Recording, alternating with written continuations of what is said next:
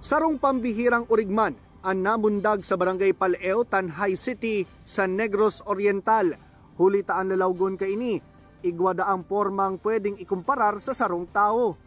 Sa ibinahaging litrato ni AJ Bantaya Cardenas sa social media, mahihiling an urig na igwanganing magkapirang katangian na harani sa lalawgon kan sarong tao, arog kan mata asin dungo.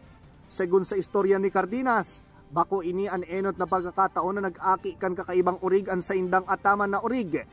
Sa primero, nag-aki da ini asin nagluwas nin sarong ugbon na may pakpak. Idinagdag pa kay ni nangaki an urig kan Martes, Enero 21, dakong alas 4 nin aga. Sa 8 urig na namundag, an ikaapat daa talaga ang nagkaigwanin kakaibang itsura na nakaagid sa tao. Sa kamunduan nagada na nugbon pakalihis nin 4 na oras hulita da ini nakasuso sa urig. Susog sa mga eksperto ang mga kakaibang forma kan lalawgon kan mga hayop na namundag, mga depekto na nakadepende sa pag-ataman na itinatao sa ina sa panahon nin pagbados. Mientras tanto, ulitan ang aki ang sasahindang ataman na urig nin mga ugbon na may kakaibang karakteristiko, pinagkokonsideraman kan pamilya ni Cardenas na stroke of luck.